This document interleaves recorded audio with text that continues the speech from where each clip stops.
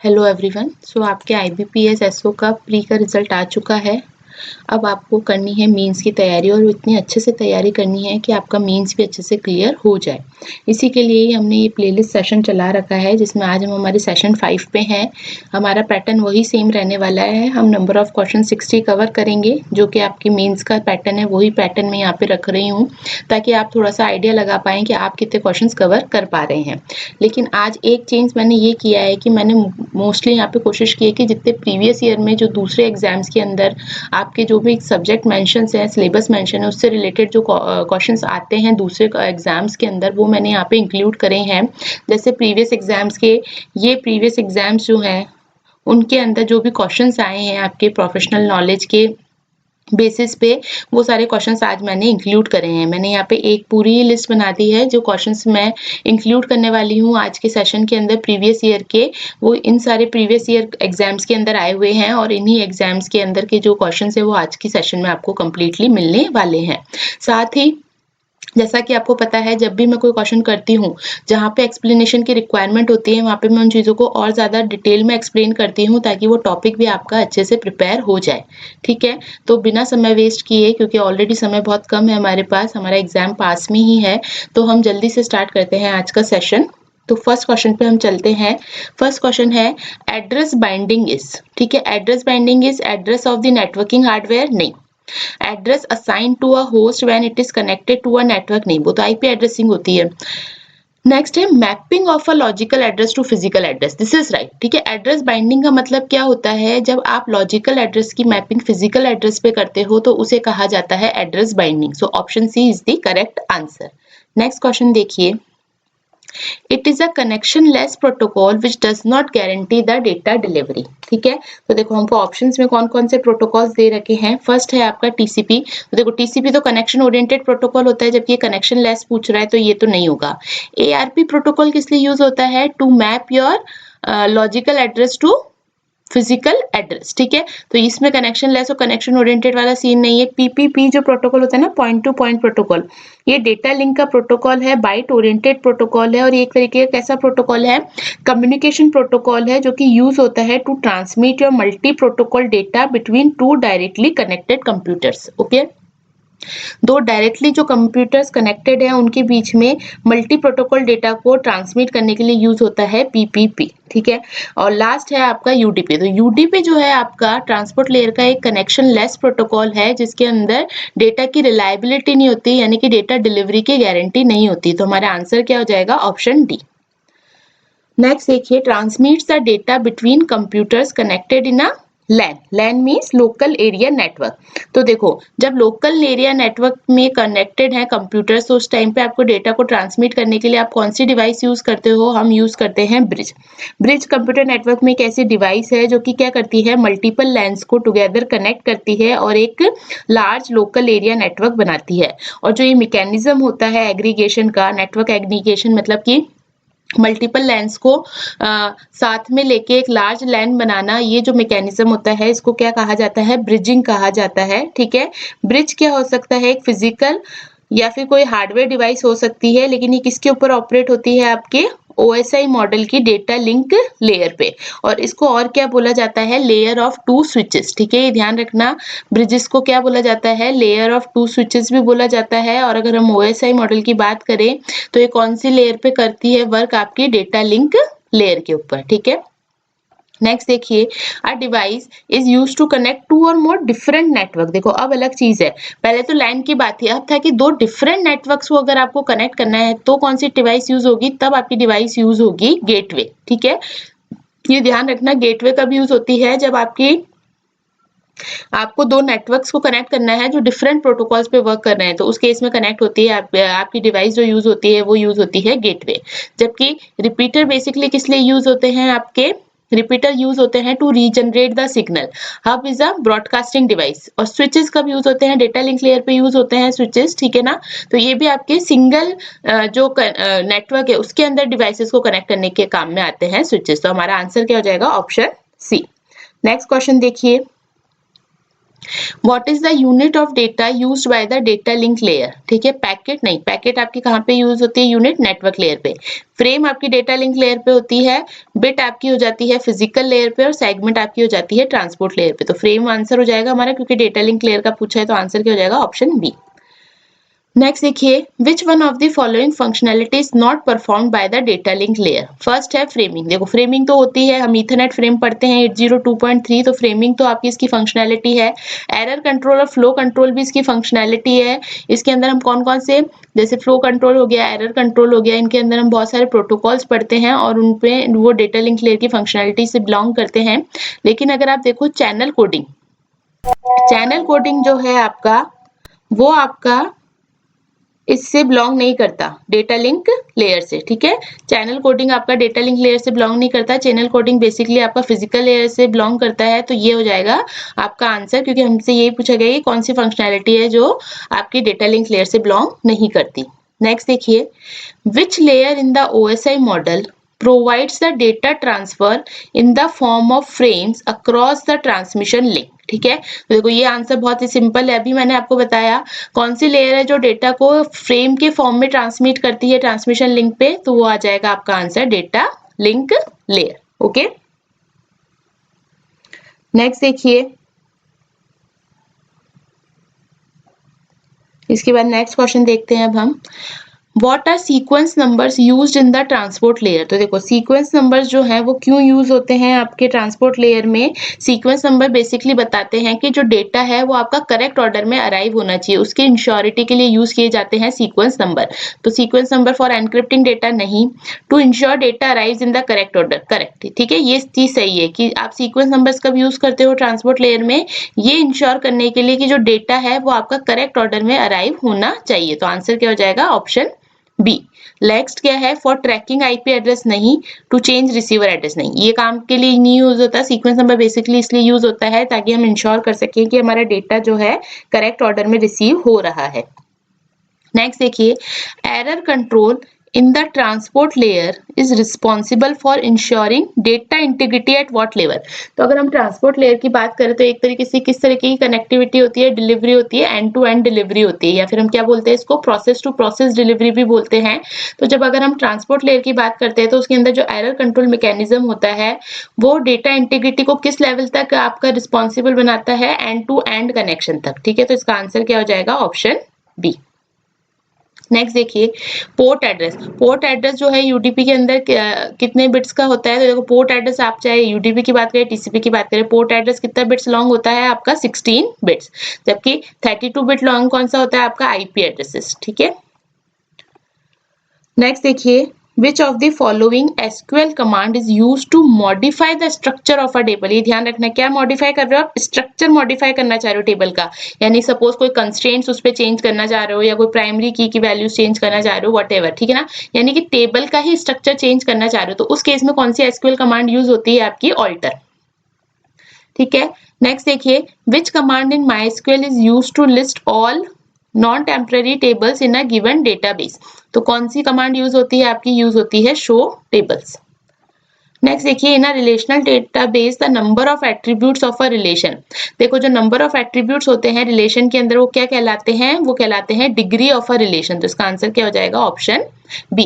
जबकि डोमेन क्या कहलाता है, किसी भी कॉलम की वैल्यूज की क्या रेंज हो सकती है, वो कहलाता है आपका डोमेन। और कार्डिनैलिटी कहलाती है कितने नंबर ऑफ रिकॉर्ड्स आपके किसी भी टेबल के अंदर मेंशन है। ओके, नेक्स्ट देखिए, in relational database the data type of values in each column of table is called. देखो रिलेशनल डेटाबेस में क्या कह रहा है, डेटा टाइप ऑफ वैल्यूज। ठीक है ना, यानी किसी भी कॉलम के अंदर जो डेटा टाइप है, वैल्यूज की डेटा टाइप है, उसको क्या कहा जाता है, डोमेन कहा जाता है। ठीक है, अभी मैंने बताया था। नेक्स्ट देखो, which SQL command is use to remove a table from a database. ठीक है ना, यानी कि आपको पूरी टेबल को ही रिमूव करना है, तो कौन सी एसक्यूएल कमांड यूज होती है, यूज होती है आपकी ड्रॉप टेबल। जबकि अगर आप डिलीट टेबल की बात करोगे तो वो टेबल के अंदर के डेटा को तो रिमूव कर देगा बट टेबल को रिमूव नहीं करेगा। हमसे क्या बोल रहा है, टेबल ही रिमूव हो जानी चाहिए, तो कौन सा यूज होगी कमांड आपकी, ड्रॉप टेबल। जबकि ये ऐसी कोई कमांड नहीं होती है नीचे वाली। नेक्स्ट देखिए, what is CRUD and acronym in database operation. देखो डेटाबेस ऑपरेशंस में हम बोलते हैं CRUD ऑपरेशंस हम करते हैं। CRUD का फुल फॉर्म क्या होता है आपका, create, read, update and delete. Basic ये 4 ही ऑपरेशंस होते हैं आप जब डेटाबेस ऑपरेशंस परफॉर्म करते हो। तो CRUD का मतलब क्या हो जाएगा? Create, read, update and delete. तो आंसर क्या हो जाएगा? Option A. नेक्स्ट देखो, if a host needs to synchronize its clock with another host it sends a। देखो यहाँ पे क्या चाह रहे हैं हम, एक होस्ट जो है दूसरे होस्ट की क्लॉक से सिंक्रोनाइज करना चाह रहा है, ठीक है ना। तो उसके लिए वो कौन सा मैसेज भेजता है? वो मैसेज भेजता है टाइम स्टैम्प रिक्वेस्ट मैसेज, ठीक है। तो इसका आंसर क्या हो जाएगा? Time stamp request message.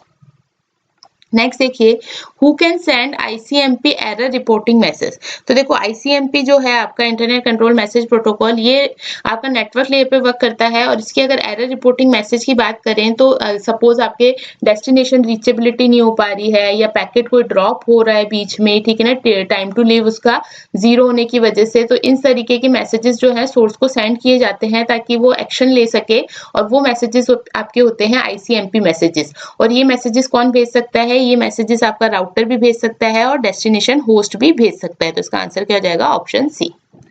Next देखिए, फिलिंदा ब्लैंक्स या fill in the blanks can learn about network by sending out a router solicitation packet। देखो राउटर सॉलिसिटेशन पैकेट का मतलब क्या होता है? अगर किसी होस्ट को नेटवर्क के राउटर्स के बारे में कुछ भी जानना है, कोई जानकारी लेनी है, तब वो क्या करता है? राउटर सॉलिसिटेशन पैकेट जो है उसको सेंड करता है। तो यहाँ पे आंसर क्या होगा? A host can learn about network routers by sending out a router solicitation packet. तो आंसर क्या हो जाएगा? Host and router. So option C is the correct answer. Next देखिए, एरर्स इन द हेडर और option field of an IP datagram require a. देखो अगर suppose IP जो datagram आप सेंड कर रहे हो, अगर उसके अंदर उसके हेडर में या उसके ऑप्शन फील्ड्स में कुछ एरर आ गई है, तो उस केस में आईसीएमपी किस तरीके का मैसेज भेजता है? कौन सा एरर मैसेज भेजता है? Parameter problem. तो इसका आंसर क्या हो जाएगा? ऑप्शन ए।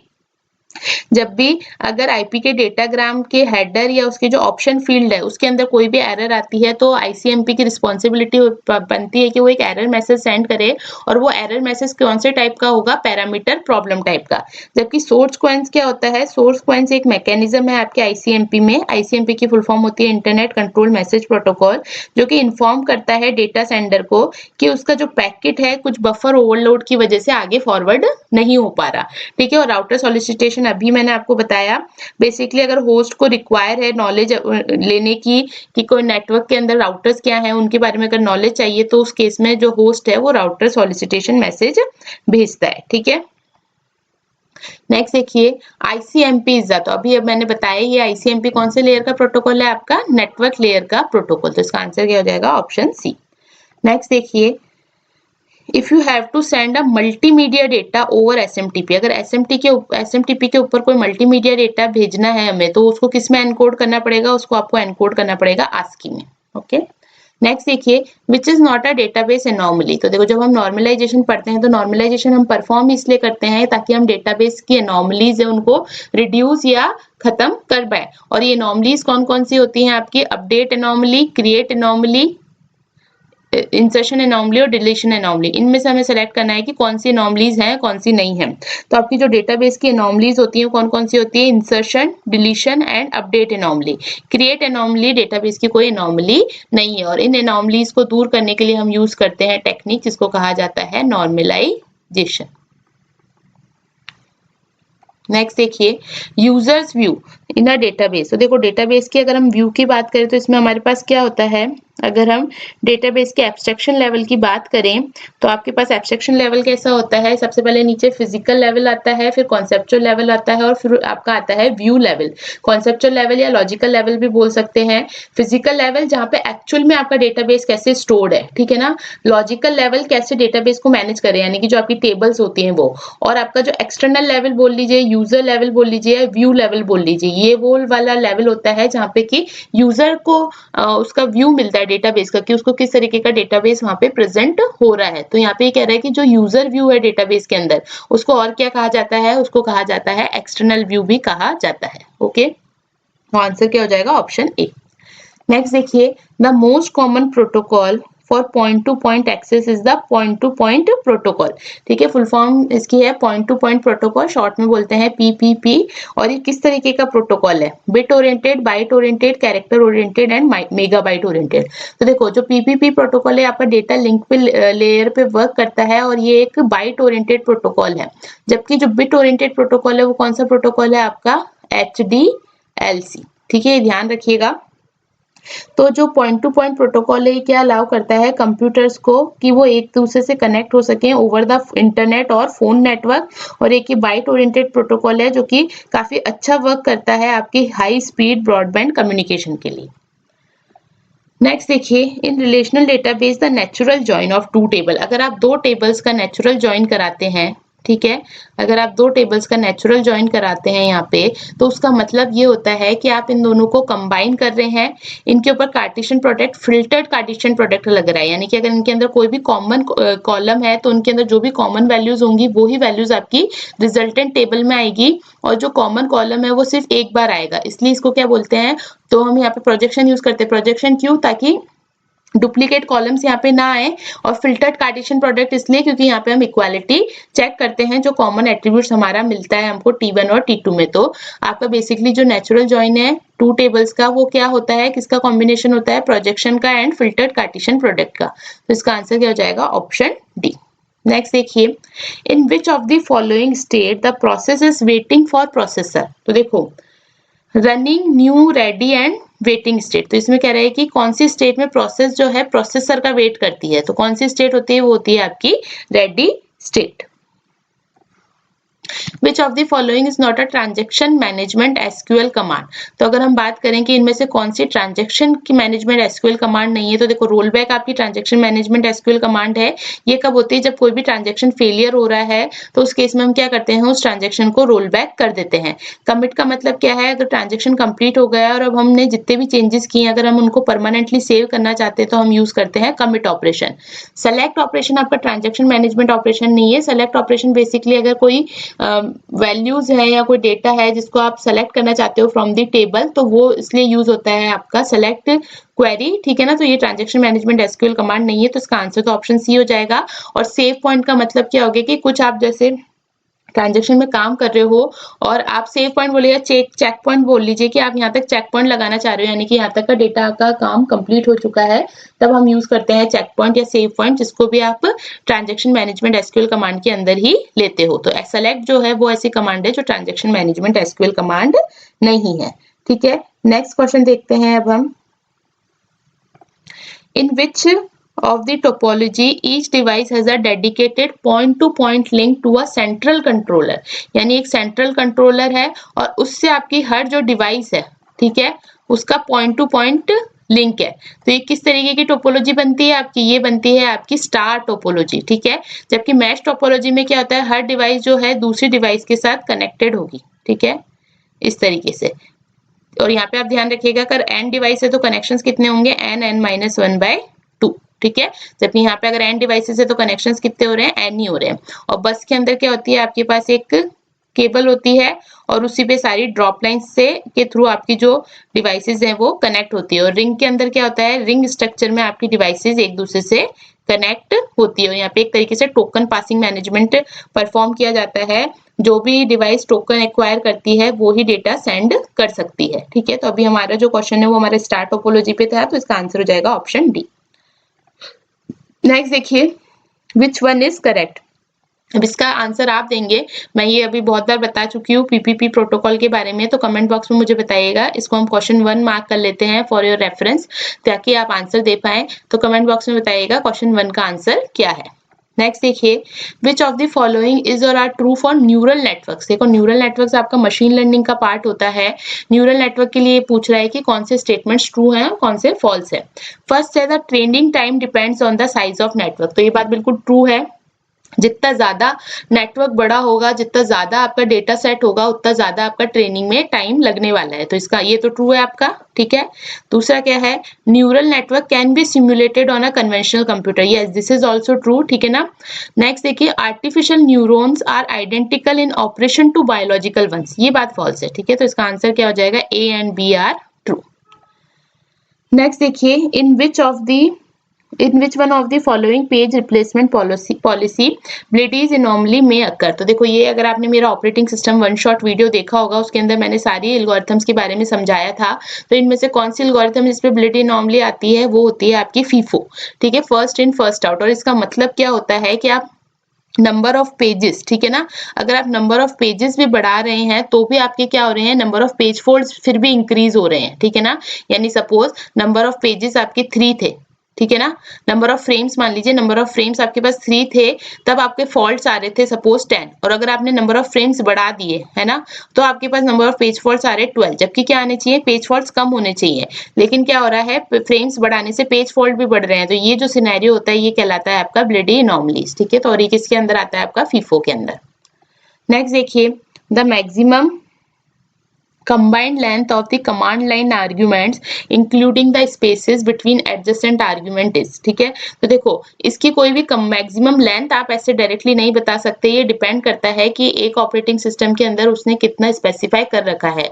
तो it may vary from one operating system to another। You can't fix means you can't say accurately कि कितना कैरेक्टर लेंथ होगी। नेक्स्ट देखिए, in memory management fragmentation problem is caused by creation of. देखो fragmentation problem जो होती है वो किस वजह से होती है, फ्रेगमेंटेशन प्रॉब्लम्स आती है आपकी मेमोरी मैनेजमेंट के अंदर due to large number of free holes. तो इसका आंसर तो हो जाएगा ऑप्शन सी। अब फ्रेगमेंटेशन क्या होता है, एक अनवांटेड इशू है जो कि कब आता है, जब प्रोसेस जो है लोड या अनलोड होती है आपकी मेमोरी के अंदर, और उसकी वजह से क्या होता है, मेमोरी स्पेस क्रिएट होते हैं, फ्री मेमोरी स्पेस क्रिएट होते हैं जो कि फ्रेगमेंटेड हो जाते हैं। ठीक है, इसकी वजह से क्या होता है, अनयूज मेमोरी ब्लॉक्स बन जाते हैं, क्योंकि फ्रेगमेंट्स जो होते हैं काफी छोटे होते हैं, ताकि छोटे होने के कारण उनको और किसी प्रोसेस को असाइन नहीं किया जाता और वो एक फ्री मेमोरी स्पेस बन के रह जाते हैं। इसलिए फ्रेगमेंटेशन जो है एक अनवांटेड इशू हो जाता है आपके मेमोरी मैनेजमेंट के अंदर। फॉर एग्जांपल अगर हम इंटरनल फ्रेगमेंटेशन की बात करें तो देखिए, सपोज असाइंड स्पेस इतना था, लेकिन प्रोसेस के थ्रू सिर्फ इतना ही स्पेस यूज किया गया, दूसरा असाइंड स्पेस इतना था, प्रोसेस के थ्रू इतना ही स्पेस यूज किया गया। तो ये जो है आपका क्या हो जाएगा, फ्री मेमोरी स्पेस हो गया, और ये स्पेस क्या होता है, आप दूसरे प्रोसेसेस को असाइन नहीं कर पाते। तो ये एक तरीके की किस तरीके का फ्रेगमेंटेशन बन जाता है, आपका इंटरनल फ्रेगमेंटेशन। नेक्स्ट देखिए, the use of which one of the following in a computer is justified by the principle of locality। तो principle of locality बोलिए या locality of reference भी बोला जाता है इसको। इसका मतलब क्या होता है, it is a tendency of a processor to access the same memory location repeatedly over a short period of time। ठीक है, and this principle is used in operating system to design the cache memory। ठीक है, जो कि छोटी होती है, faster होती है, ठीक है ना, और ये क्या होती है, ये स्टोर करती है copies of frequently use data from the main memory. तो कैशे मेमोरी जो है वो आपका जस्टिफाई करता है प्रिंसिपल ऑफ लोकेलिटी को इन योर कंप्यूटर। ठीक है, तो इसका आंसर क्या जाएगा, ऑप्शन डी। नेक्स्ट देखिए, on which principle does the cache memory work. तो देखो प्रिंसिपल ऑफ लोकेलिटी तो बोलते ही हैं, लेकिन उसका एक और नाम क्या है, लोकेलिटी ऑफ रेफरेंस। तो कौन सा प्रिंसिपल हो जाएगा, लोकेलिटी ऑफ रेफरेंस। नेक्स्ट देखिए, which one of the following statement is correct, incorrect sorry. First क्या है, मालवेयर लीक्स पर्सनल इंफॉर्मेशन। तो ये तो बात सही है, ठीक है, ये तो करेक्ट है। eavesdropping is listening to private communication, this is also true।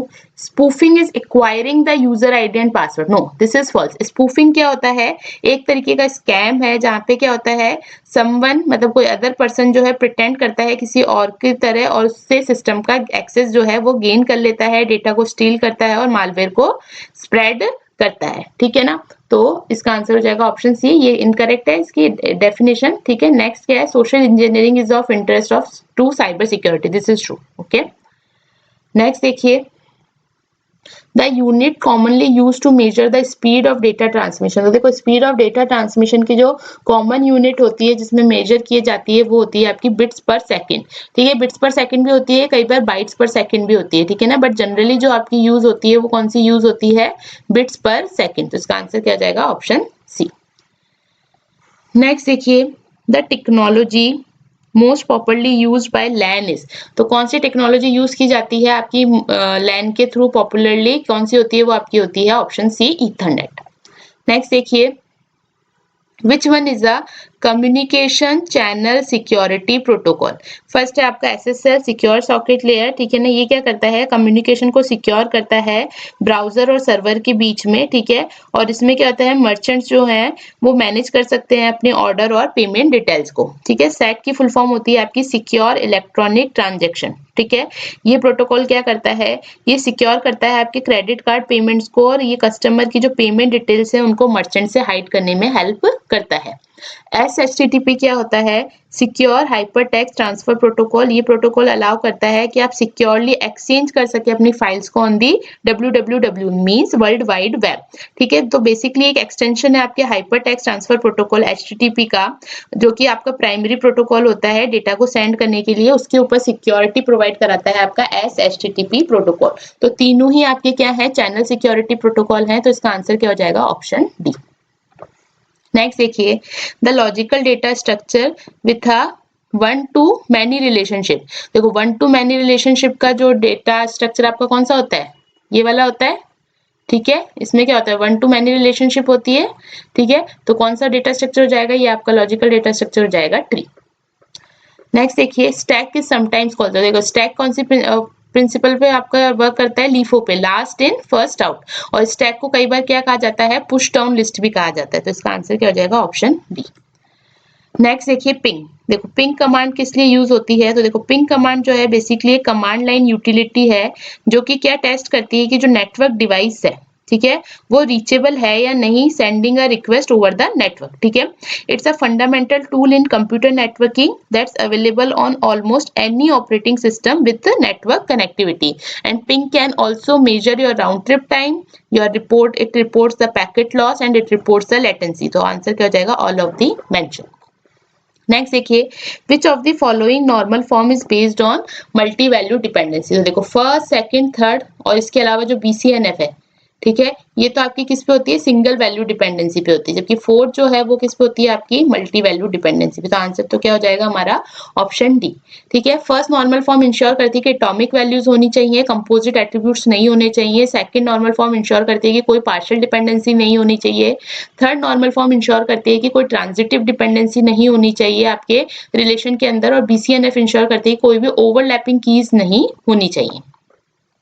Next देखिए, a transaction completes is execution is said to be. अगर कोई ट्रांजेक्शन अपना एग्जीक्यूशन कंप्लीट कर लेता है तो उसको क्या कहा जाएगा, कि वो ट्रांजेक्शन को आपको क्या कर देना चाहिए, कमिटेड, ठीक है।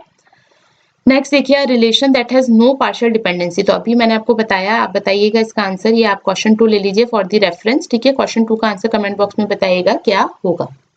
नेक्स्ट देखिए, describes the process of deciding about putting the data to different sites in distributed database system। तो जो डेटा एलोकेशन होता है ना, ये वो प्रोसेस होता है जो कि डिसाइड करता है कि डेटा को कैसे आपको रखना है डिफरेंट डिफरेंट साइट्स पे in your distributed database system. तो कौन सा प्रोसेस होता है, ये आपका डेटा एलोकेशन प्रोसेस। नेक्स्ट देखिए, which one of the following is an alternative to the log based recovery scheme in a database recovery system.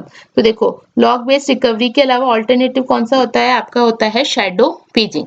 Shadow paging basically क्या है, एक कॉपी ऑन राइट टेक्निक है जो कि अवॉइड करती है in place updates को योर पेजेस के, ठीक है। इसमें क्या मतलब है कि आप क्या करते हो, instead when a page is to be modified a shadow page is allocated, okay. Since the shadow page has no references, ठीक है, it can be modified liberally without concern of consistency constraint, okay. तो alternative क्या होगा आपका log based recovery scheme का, shadow paging. अगर database में आपको लगता है थोड़ा कॉन्फिडेंस नहीं है आ रहा आपको, तो प्लीज आप मेरी प्लेलिस्ट जाके चेक कीजिए, उसमें मैंने बहुत सारी चीजें बहुत डिटेल में समझाई है, आपको बहुत अच्छे से समझ में आएगा और आप इजीली डेटाबेस के MCQs जो हैं उनको सॉल्व कर पाएंगे। प्लेलिस्ट बिल्कुल फ्री है, ठीक है ना। तो आप वहाँ पे हमारे यूट्यूब के चैनल में प्लेलिस्ट सेक्शन में जाके देख सकते हैं। नेक्स्ट देखिए, is a unique identifier created by a database system to identify the relative starting time of a transaction। तो अगर रिलेटिव स्टार्टिंग टाइम आपको देखना है ट्रांजेक्शन का, तो उसके लिए कौन सा यूनिक आइडेंटिफायर जो है वो क्रिएट किया जाता है by your database management system, is called time stamp. तो आंसर क्या हो जाएगा, ऑप्शन डी। नेक्स्ट देखिए, an operating system that helps in sharing the files across the network. ठीक है, नेटवर्क के अक्रॉस आप क्या कर रहे हो, कोई ऑपरेटिंग सिस्टम जो है वो हेल्प कर रहा है फाइल्स को शेयर करने में, तो वो क्या कहलाता है आपका नेटवर्क ऑपरेटिंग सिस्टम। नेक्स्ट देखिए, in RDBMS relationship between tables are created by using. तो ये मैंने आपको बताया है, जब भी कोई दो टेबल्स को आपको लिंक करना है तो उसके लिए आपको कौन सी की जरूरत पड़ती है, फॉरेन की। तो आंसर क्या हो जाएगा, ऑप्शन बी। नेक्स्ट देखिए, it is used as a transmission media in cable network. तो बेसिकली आपका जो ट्रांसमिशन मीडिया होता है उसको आप डिवाइड कर देते हो गाइडेड, जो कि वायर्ड मीडियाज होते हैं, और अनगाइडेड मीडिया जो कि वायरलेस मीडिया होते हैं। गाइडेड मीडियाज में इनके एग्जांपल्स क्या हो जाएंगे आपके, twisted pair cable, coaxial cable, fibre optic cable. जबकि जो वायरलेस या अनगाइडेड मीडियाज हैं वो कौन से हो जाते हैं आपके, radio waves, microwaves and infrared. यहाँ पे कह रहा है कि is use as a transmission media in cable network. Cable network के अंदर कौन सा यूज होता है आपका, कोएक्सियल केबल। तो इसका आंसर क्या हो जाएगा, option A. Which type of programming does Python support. ठीक है, कौन कौन सी प्रोग्रामिंग दे रखी है यहाँ पे, object oriented programming Python support करती है, स्ट्रक्चर्ड प्रोग्रामिंग भी पाइथन सपोर्ट करती है, और फंक्शनल प्रोग्रामिंग भी पाइथन सपोर्ट करती है। क्योंकि आप देखेंगे तो पाइथन में भी लैम्डा फंक्शंस होते हैं, तो ये तीनों ही प्रोग्रामिंग आपकी पाइथन के थ्रू सपोर्ट की जाती है। तो आंसर हो जाएगा ऑप्शन डी। नेक्स्ट देखिए, इस पाइथन कोड कंपाइल्ड और इंटरप्रेटेड। ठीक है, तो पाइथन का जो कोड है वो कंपाइल्ड भी होता है और इंटरप्रेटेड भी होता है। तो आंसर हो जाएगा ऑप्शन ए। ठीक है, नेक्स्ट देखिए, what will be the value of the following Python expression. Expression क्या दे रखा है, 4 + 3 mod 5। तो देखो यहाँ पे अब आपको पता होना चाहिए कि ऑपरेटर की प्रेसिडेंस क्या है। तो अगर आप बात करें मोड की, तो मोड की प्रेसिडेंस प्लस से ज्यादा होती है, इसलिए पहले क्या सॉल्व होगा, 3 mod 5। तो 3 mod 5 सॉल्व होगा तो कितना हो जाएगा, 4 + 3 mod 5 कितना हो जाएगा, 3 mod 5 हो जाएगा आपका 3, तो 4 + 3 आ जाएगा, और आंसर कितना आ जाएगा, 7। ठीक है, तो आंसर हो जाएगा ऑप्शन ए, 3 mod 5 आपका 3 आएगा रिमाइंडर। ठीक है, नेक्स्ट देखिए, what will be the output of the following Python code snippet if x is equal to 1। तो देखो x की वैल्यू दे रखी है 1 और x पे आप लेफ्ट शिफ्ट कर रहे हो 2 टाइम्स। तो देखो 2 टाइम्स आप अगर इस पे लेफ्ट शिफ्ट कर रहे हो तो यहाँ पे क्या हो जाएगा, सबसे पहले लेफ्ट शिफ्ट होगा तो क्या हो जाएगा, 1 × 2 हो जाएगा। ठीक है, और दूसरी बार लेफ्ट शिफ्ट होगा तो यहाँ पे जो वैल्यू आएगी उसी पे वापस से आप लेफ्ट शिफ्ट करोगे तो 2 × 2, तो आंसर क्या आ जाएगा, 4। या तो आप इस तरीके से लिख लीजिए, या फिर इसको कैसे कर सकते हैं, जो भी वैल्यू दे रखी है वो वैल्यू लिखिए, मल्टीप्लाई का साइन लगाइए, और जितनी बार लेफ्ट शिफ्ट कर रहे हैं उतनी पावर आप की 2 से इसको मल्टीप्लाई कर दीजिए। यानी कि 2 बार लेफ्ट शिफ्ट कर रहे हैं तो यहाँ पे कितनी बार से हो जाएगा मल्टीप्लाई, 2 × 2। तो आंसर कितना हो जाएगा, 1 × 4 = 4। दोनों से ही आंसर सेम आएगा, या तो 1 by 1 आप कंप्लीट करते जाइए, या फिर जितनी बार आपको लेफ्ट शिफ्ट करना है ना वो पावर आप 2 में लगा दीजिए। जैसे अगर यहाँ पे सपोज हमें करना होता है x3, तो यहाँ पे क्या हो जाता है 1 × 2, तो सेम ही रहेगा, पावर कितनी हो जाएगी जितनी बार लेफ्ट शिफ्ट करना है, यानी कि 3। तो आंसर कितना हो जाएगा, 8। इस तरीके से। ठीक है, और अगर राइट शिफ्ट करना होगा तो क्या करना होगा, उल्टा हो जाएगा, मल्टीप्लाई की जगह आप क्या कर दोगे, डिवाइड। ठीक है ना, जैसे सपोज x की वैल्यू है 8, ठीक है, और आपको x को क्या करना है, राइट शिफ्ट करना है 2 टाइम्स। इसका मतलब क्या हो जाएगा, 8 को आपको डिवाइड करना पड़ेगा किससे, 2 से। ओके, या फिर सपोज अगर x को राइट शिफ्ट करना है 3 टाइम्स, तो 8 को कितनी बार डिवाइड करना पड़ेगा, 2 से। ठीक है, लेफ्ट शिफ्ट में आपका मल्टीप्लाई होता है, राइट शिफ्ट में आपका डिवाइड होता है। तो अभी हमारे को लेफ्ट शिफ्ट करना है, तो आंसर क्या हो जाएगा, ऑप्शन ए। नेक्स्ट देखिए, what are the values of the following Python expression. तो देखो 3 एक्सप्रेशन आपको दे रखे हैं और इनसे आपको वैल्यू पूछी गई है क्या होगी। तो देखो मल्टीप्लाई का मतलब क्या होता है, अगर आपके पाइथन के अंदर लिखा है 1 × 2, इसका मतलब क्या है 1 की पावर 2। ठीक है, या फिर सपोज 3 × 2, इसका मतलब क्या है 3 की पावर 2। ठीक है, तो यहाँ पे आप देखिए 2 × 3 यानी और × 2, तो बट यहाँ ब्रैकेट है तो पहले ये वाली वैल्यू सॉल्व होगी, तो क्या हो जाएगा 2, इन दोनों को ऐसे रखिए, 3 × 2। 3 × 2 कितना होता है, 9 होता है, तो 2 × 9, तो 2 × 9 कितना हो जाता है आपका 512। इसी तरीके से नेक्स्ट वाले में पहले ये सॉल्व हो रहा है, तो देखो क्या हो जाएगा 2 × 3 एंड × 2, तो 2 × 3 कितना होता है 8, और 8 की पावर 2 करनी पड़ेगी अब। ठीक है ना, तो 8 × 2 कितना हो जाएगा आपका 64। इसी तरीके से आप देखो यहाँ पे कोई ब्रैकेट नहीं दे रखा और दोनों ही ऑपरेटर सेम है, यानी कि इनकी प्रेसिडेंस सेम है। प्रेसिडेंस सेम है तो अब हमें क्या लेना पड़ेगा, एसोसिएटिविटी रूल लेना पड़ेगा। तो जो आपका ये वाला ऑपरेटर होता है इसका एसोसिएटिविटी क्या होती है, राइट टू लेफ्ट होती है, यानी कि जो पहले राइट साइड में आ रहा है वो सॉल्व होगा। तो कैसे सॉल्व होगा, ये पहले 2 × पहले सॉल्व होगा आपका 3 × 2, तो कितना हो जाएगा 2 इंटू 3 पावर 2 हो जाएगी आपकी 9 और 2 पावर 9 कितना हो जाएगा आपका 512। तो आंसर क्या आएगा 512, 64 एंड 512। तो आंसर हो जाएगा 512, 64 एंड 512। तो option A is the correct answer. Next देखिए, which of the following is not a code data type in Python programming? Tuple, list, class, dictionary. तो देखो टप्पल, लिस्ट और डिक्शनरी ये तीनों तो क्या है आपके कोड डेटा टाइप हैं, जबकि क्लास जो है एक यूजर डिफाइंड डेटा टाइप है। तो हमसे यही पूछा गया कौन सा कोड डेटा टाइप नहीं, तो आंसर क्या हो जाएगा ऑप्शन सी। नेक्स्ट देखिए, HTML web pages are read and rendered by which of the following? तो देखो जो HTML वेब पेजेस हैं वो रीड और रेंडर किसके थ्रू हो सकते हैं? आपके वेब ब्राउजर के थ्रू। जैसे वेब ब्राउजर्स आपके क्या हो गए, क्रोम हो गया, ठीक है ना, फायरफॉक्स हो गया, सफारी हो गया, ये यूज होते हैं to read and render the HTML web pages. तो आंसर हो जाएगा ऑप्शन सी।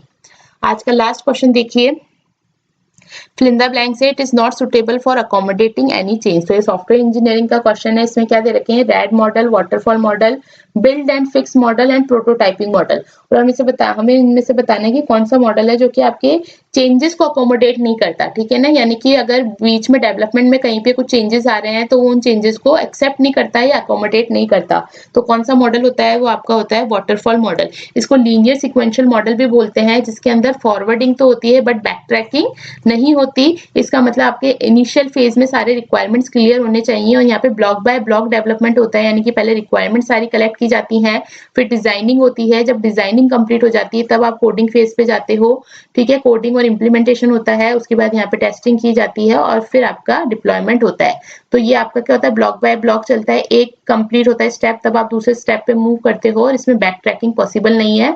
और अगर डेवलपमेंट के बीच में कहीं पे कोई चेंजेस आते हैं तो उसको ये अकोमोडेट नहीं करता। तो इसका आंसर क्या हो जाएगा, वाटरफॉल मॉडल। यहाँ पे एक क्वेश्चन मेरा आप लोगों के लिए है कि रैड मॉडल जो है उसकी फुल फॉर्म क्या है, ठीक है। तो 3 क्वेश्चन है जिनका आपको आंसर कमेंट बॉक्स में बताना है। अगर आप ये तीनों का आंसर देंगे तो मुझे पता चलेगा कि आपने वीडियो कंप्लीट किया है और आपकी तैयारी भी अच्छी चल रही है। So that's it for this video, thank you.